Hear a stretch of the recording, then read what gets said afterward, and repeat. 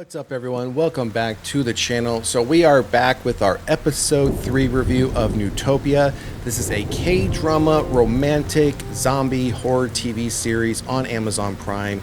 And again, this is episode 3 of 8. This episode just came out roughly 4 days ago, so I think it's been enough time. If you are already watching this series, you probably have already seen it. If you haven't even heard of the series, then be aware, spoilers. We're already 3 episodes in, and this is for an 8-episode series. Now, again, as I've mentioned in the episode 1 and 2 review that we did at one time in one video, I don't know if this is going to be a one-and-done series or season, if they plan on doing more after this. I haven't seen any information to say otherwise, so I'm pretty much treating this as a one-and-done. And once you start watching the content, you feel it should probably be a one-and-done. It would make sense for it to be a one-and-done. But of course, we see things like that, and depending on how popular they are, studios will then push through more seasons and then figure out whatever story they're going to tell to keep it moving along from a popularity perspective.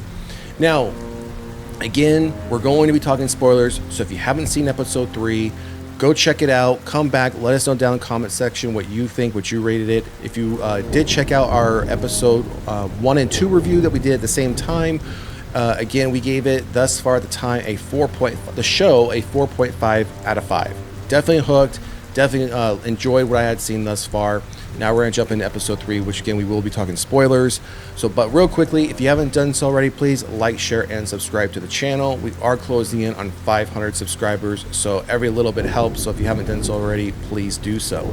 All right, so again, we're talking spoilers. Newtopia, Amazon Prime series. This is episode 3.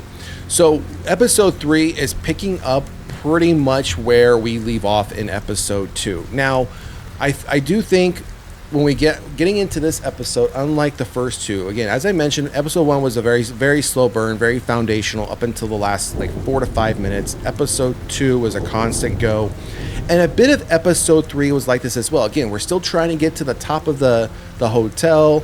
We eventually get there. However, we're doing now more. A bit more jumping back and forth between the two stories, between the boyfriend and the girlfriend, and as far as what they're experiencing and how they're trying to achieve their goal. Obviously, the boyfriend trying to, along with his friend and one of the hotel workers, is trying to get to the top of the hotel. Again, that's where the military barracks are, where they have the top couple of floors where they essentially have the responsibility of protecting the airspace at the tallest point within the city, and that's at the top of this hotel. So that's one of their mandates, so to speak. Now, as far as the girlfriend, once this all started happening, she realized she was trying to get to her boyfriend, ex-boyfriend, somewhere in between. They did break up in the early 2 episodes, and now they are trying to find each other and get back to each other. And we do see that lack of communication in this episode where the other doesn't know if they're still alive. And they don't know that for a good portion of this episode until they are able to communicate. Now, the reason they haven't been able to communicate thus far is because all the soldiers have had their phones confiscated because of some earlier usage of their phones when they should have been on duty, so all their phones were taken away. But since this zombie outbreak has taken place, they have been given an opportunity to have their phones back and use them. So he turns his phone back on, and all these text messages start piling through. So gives him confirmation that she is alive, but also at the same time she's letting him know, I'm on my way to you. So he immediately starts responding, and the messages now are coming to her. But again, there's this a timing issue of when their phones are on or off, and then whether or not the network is just now being overloaded with calls where things just can't make its way through. I would say the distracting part is where you feel like when you're in the hotel, you have all the zombies attacking, they're fighting zombies off. That's where it's really fast paced. You're really into the episode. And then when we jump out of that story onto I don't want to call it the secondary story, but the same one happening at the same time, where she's trying to get to the hotel to him along with 2 other individuals, and it really slows the pace down. And then they take you right back into the hotel where then the pace ramps right back up again. So I thought that was a bit distracting in a way where, again, I understand why it's happening, because you can't just forget about her and how she's either surviving or how she's getting to the hotel and what other obstacles she's facing.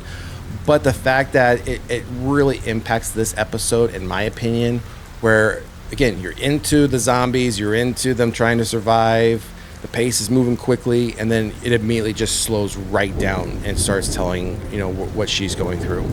So again, thought that was a bit distracting. Not enough to deter me from liking the show, not enough to deter me from to stop watching the show. It was just something more prevalent in this episode than the second one, where things really started to ramp up. Because again, in episode 1, it was all foundational, nothing had happened yet.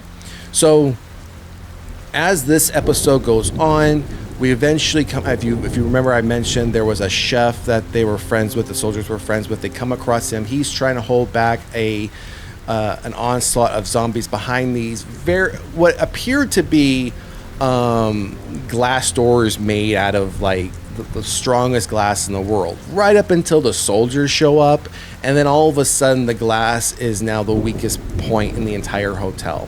Eventually the chef does get bitten, and they do have to dispatch of him up at the rooftop. But unfortunately, what they have now done though is he was bitten, taken to the top. That was probably one of their very first mistakes, because he then eventually bites one of the soldiers. So now when we as the audience, we probably knew it wasn't, but we as in the soldiers thought that the rooftop was going to be the safest point, that the zombies wouldn't be able to get up there to them. They pretty much invited them in by bringing the chef in, who had been bitten, who then bit one of the soldiers. And it was weird because they knew that being bit was going to turn, but none of it took a lot of them to then realize the fact that their friend, the other soldier, was bitten. But no one thought to themselves, wait a minute, he's going to turn eventually, and we should do something about it. We should lock him up. We should, tie him down. We should sever his brain, something. No one did anything until it was far too late. And then once he had turned and started attacking, then another soldier was bitten. So obviously there's this domino effect where just the simple mistakes, is to their detriment, right? The other thing that they're facing now is lack of food up at the top. They don't have enough food to last them but just a few days, just the amount of food that they have left, and the fact of the number of them that are still alive. That's another obstacle now that they're facing. And again, the girlfriend has still not made it to the hotel thus far. We're only 3 episodes in. I can't imagine she would have already made it there. I think she'll probably make it there by episode 5 for them to reconnect as more soldiers start to die off, and then we see how they're either going to survive or escape the bigger city for the outskirts, probably in episodes 7 and 8. I still, even though this so far, there is, again, as I mentioned, that distraction between the what was happening in episode 2 and now 3 with the constant jumping and back and forth between stories. I still think it was a very enjoyable episode. I still think what we saw there as far as the story progressing, but from episodes 1 and 2 into this one, progressed very well, and it leaves you off again as the episode ends, wanting to now know, okay, well, what's going to happen next? I want to see what's going to happen in episode 4. And now you realize you have to wait another week before episode 4 comes out. So again, I'm still very much hooked into this show.